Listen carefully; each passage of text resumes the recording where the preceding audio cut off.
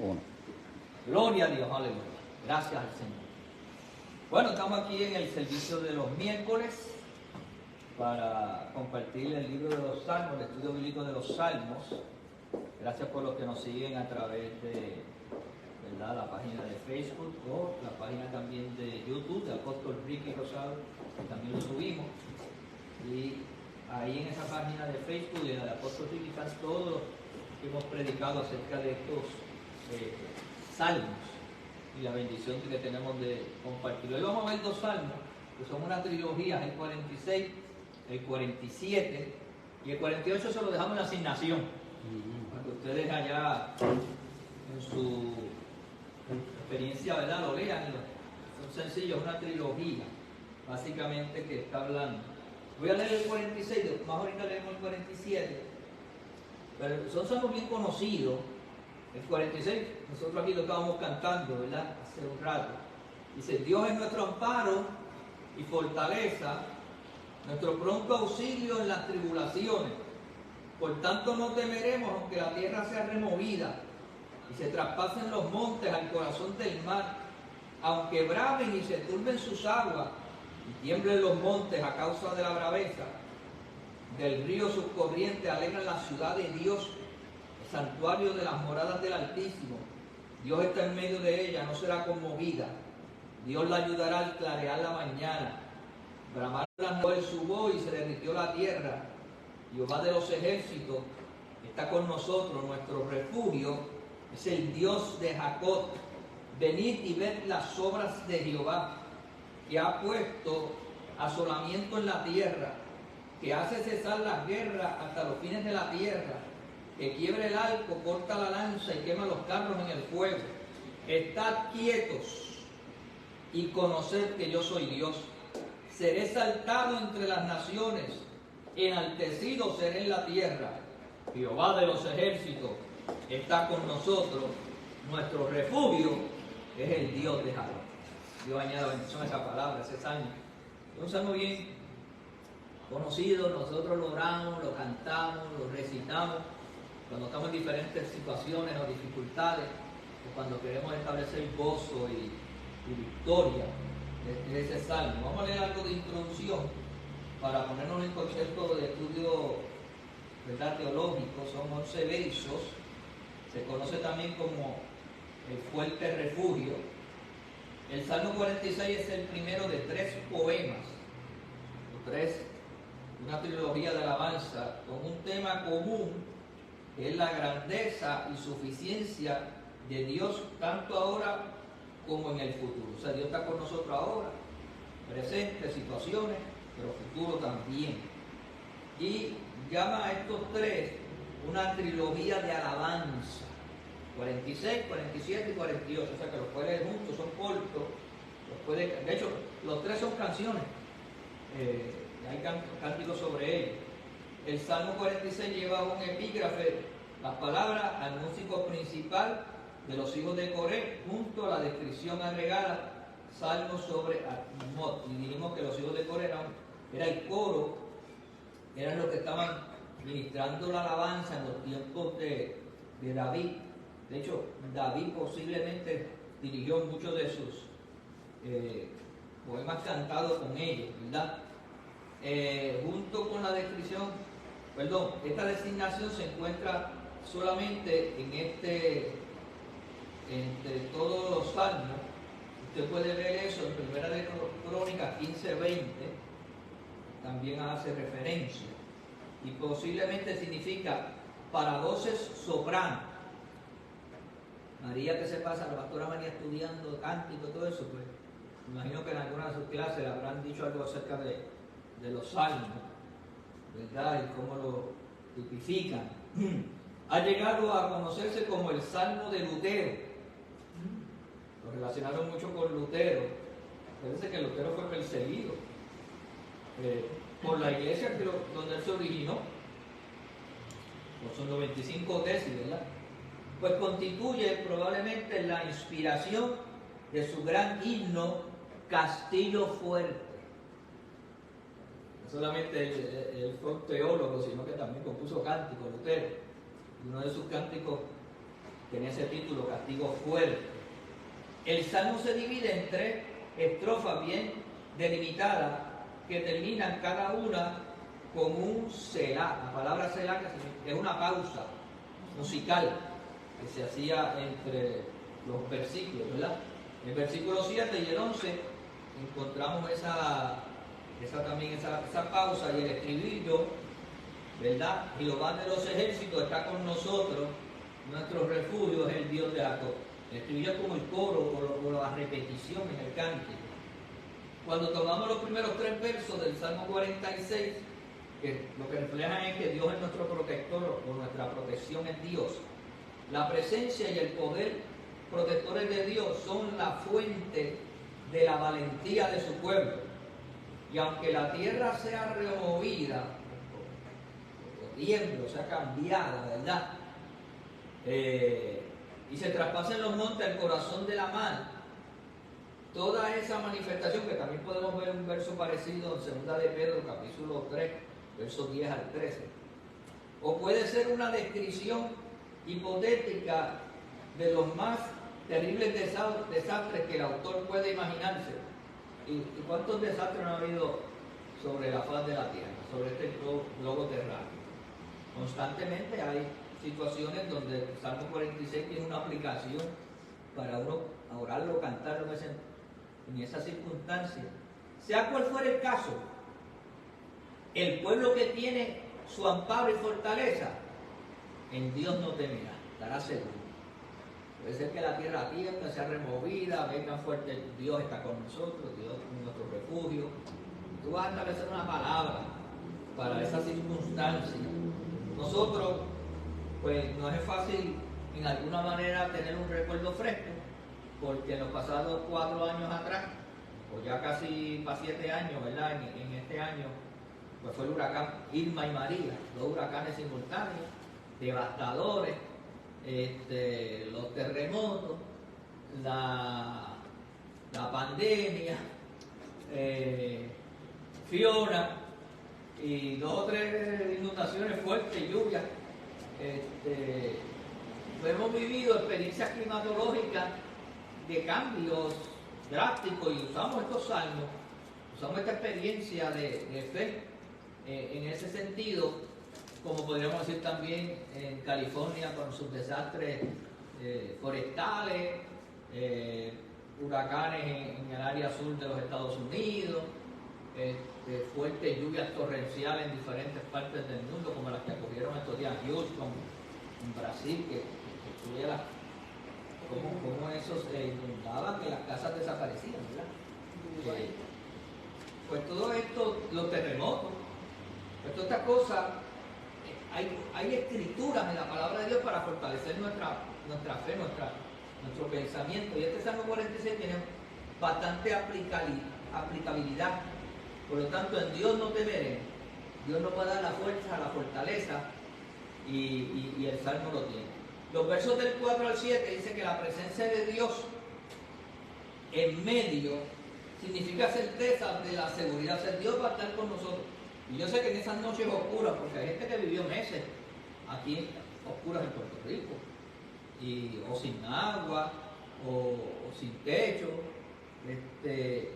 y uno en medio de eso, pues si uno tiene su fe anclada en el Señor, pues no se turba, o no pierde la mente, porque hay mucha gente que se trastornó emocionalmente, o estuvimos a la puerta de la depresión, o a la puerta de perder toda esperanza.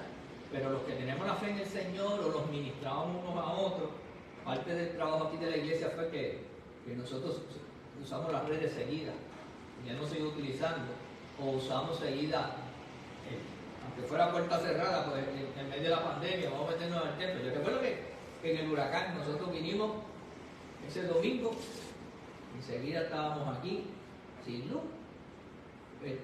Eso pues nos dio la fortaleza espiritual, y la gente se pudo recuperar, y gracias al Señor nuestra gente aquí pudo ser funcional en alguna manera.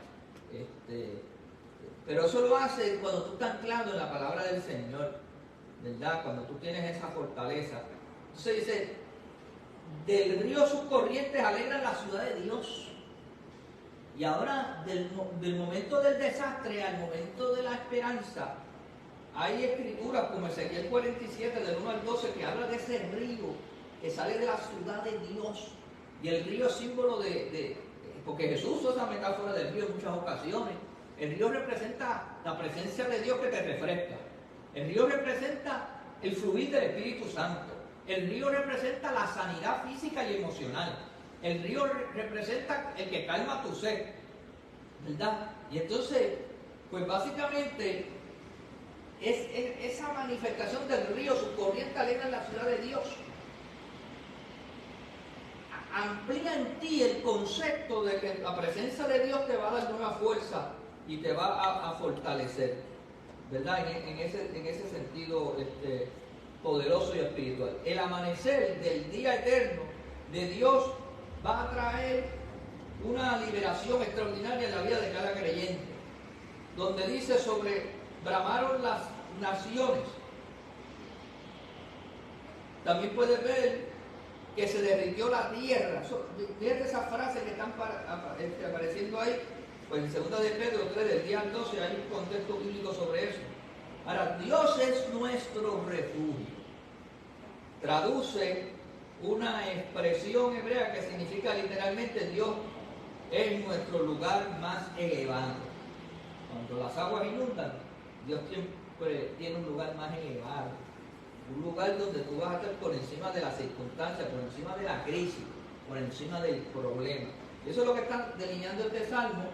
Básicamente, en los últimos versos, del 8 al 11, dice, se desafía a los hombres a que contemplen las obras de Jehová, lo que Dios ha hecho, lo que Dios está haciendo. Y luego dice, y cesarán las guerras. Mire, nosotros a veces, una guerra es algo terrible, y aunque nosotros, gracias a Dios, Puerto Rico, nosotros no sabemos lo que es una guerra. Bueno, aparte de las guerras que hay callejeras, el narcotráfico, ese tipo de cosas, pero guerra, nosotros hemos visto a nuestra gente salir a pelear a la guerra y lo sufrimos como si estuvieran viviendo lo que se llama las circunstancias de la guerra.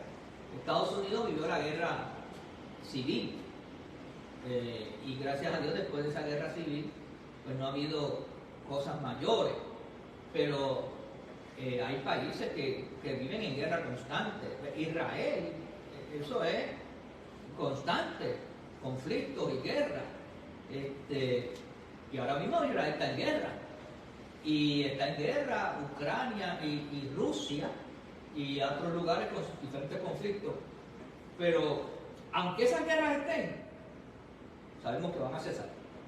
Tenemos que ver el momento que eso va a detenerse. Y entonces, nosotros como creyentes podemos traspolar eso a cuestiones más espirituales, o a cuestiones más individuales. Y sabemos que las batallas de la vida son como una guerra, ¿verdad? Las circunstancias. Pues en medio de eso, Dios es nuestro refugio.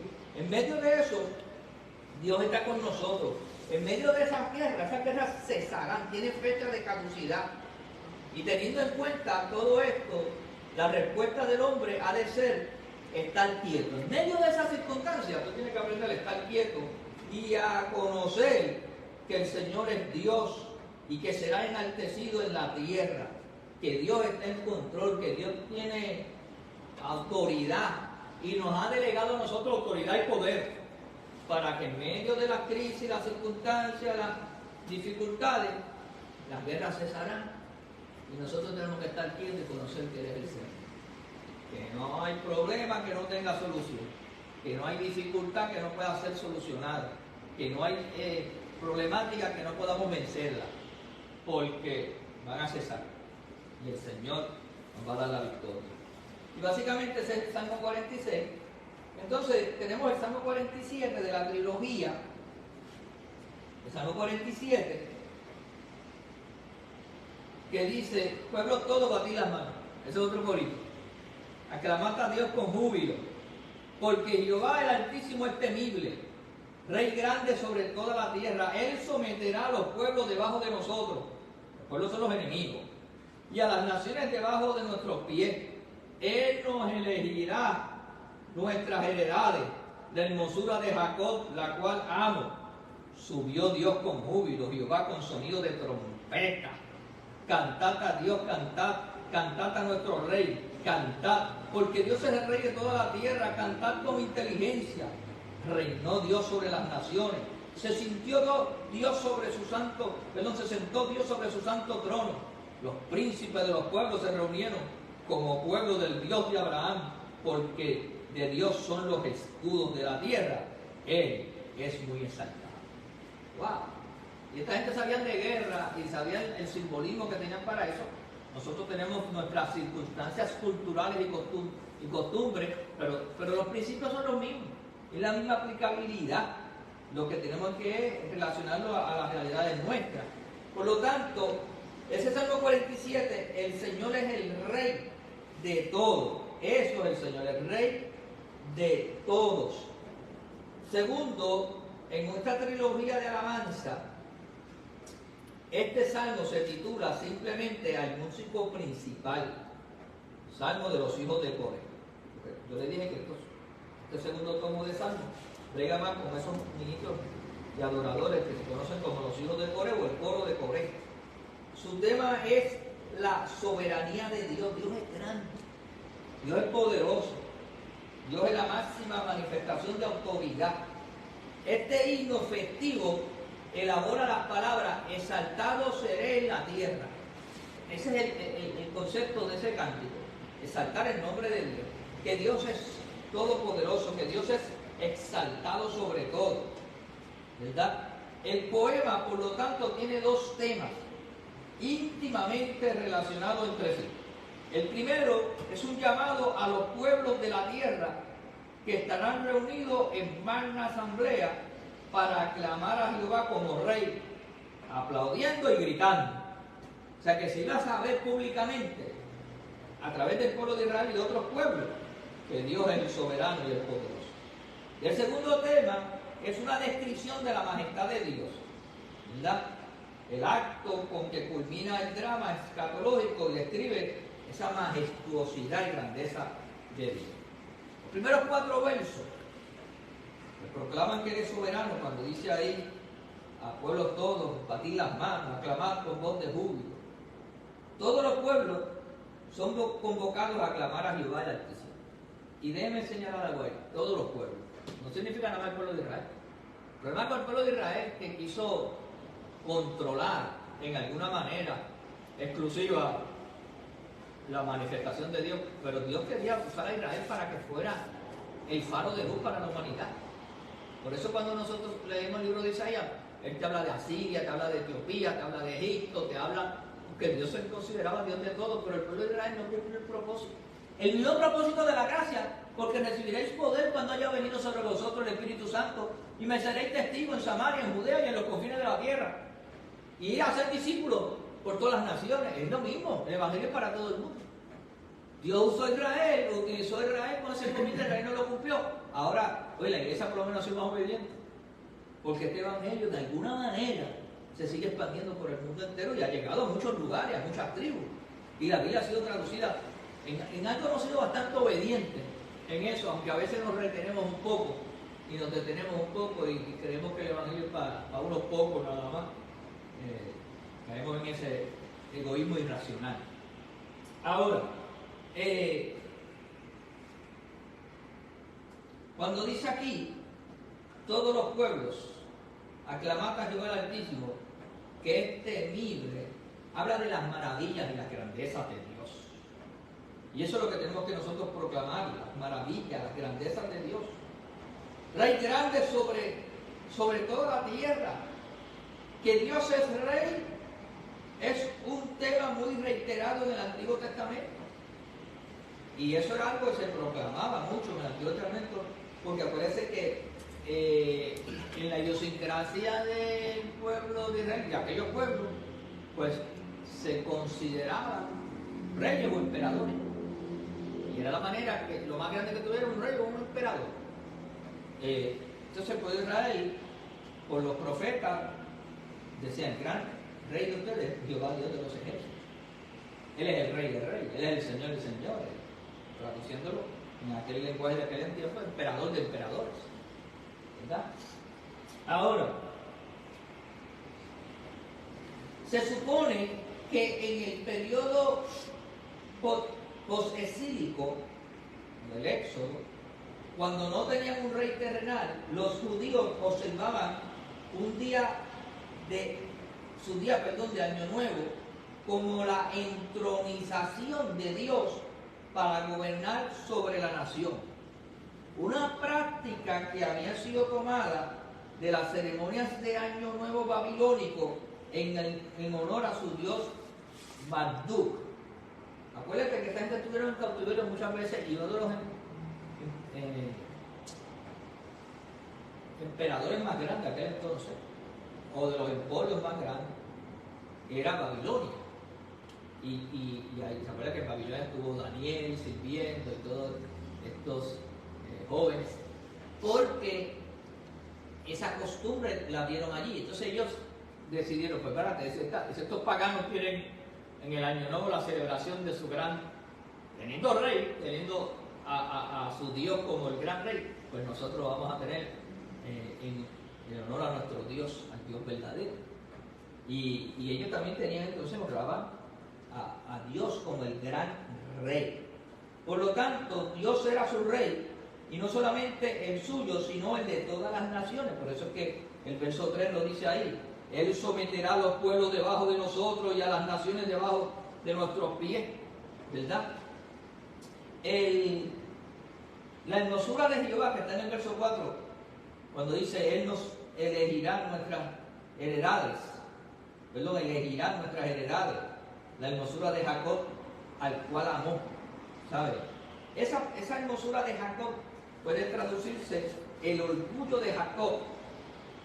Ellos se sentían orgullosos por ser Israel, pueblo de Dios. Algo que nosotros como creyentes debemos sentirnos también orgullosos de ser hijos de Dios, ¿verdad? Que Dios es nuestro Rey y Señor.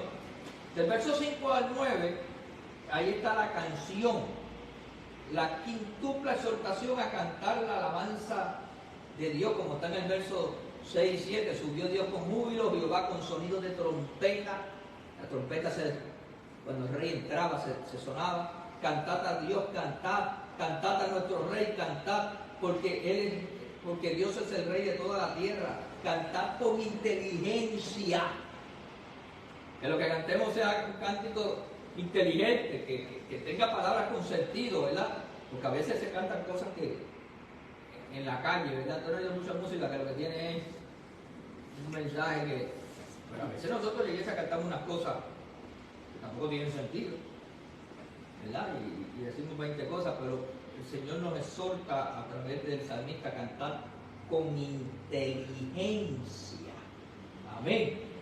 Y luego te dice: el Señor ha ascendido con júbilo y sonido de trompeta, porque Dios es el rey de toda la tierra, reina sobre los paganos. Mire, hermano, nosotros a veces entramos en discrepancia y en debates a veces que cuando terminamos el debate nos damos cuenta que perdimos el tiempo debatiendo sobre algo que no tiene relevancia. Pero Dios es el Dios de todo el mundo. Que el impío lo quiera reconocer, eso es harina de otro costal. Y a veces lo terminas reconociendo, porque hay dos formas de servirle a Dios: o le servir con inteligencia, o le sirve porque estás en una necesidad. Hay dos formas: o le sirves con inteligencia porque llegas a la convicción y dices, hay un ser extraordinario, superior, yo no voy a servir al Señor. Son los menos, pero ese es el... Si alguno oyere mi voz y abriere la puerta de su corazón, yo entraré y cenaré con él. Pero hay otros que llegan a los pies de Cristo por necesidad, porque la vida se les complicó, porque tenían un vacío tan grande que ya no le valían ni las azucenas y estaban pensando en a qué vivir, y vivían en una desdicha. Tuvieron un encuentro con el Señor en ese vacío, en esa necesidad. Pero básicamente Dios es el Dios de todo el mundo. Si la gente lo reconoce o no lo reconoce es otra cosa. Y yo tengo que partir de la premisa que Dios es el Dios de todo el mundo. Y cuando yo predico para que todo el mundo alabe y glorifique el nombre del Señor. Y terminando aquí, como dice, ¿verdad?, ese principio, los escudos de la tierra.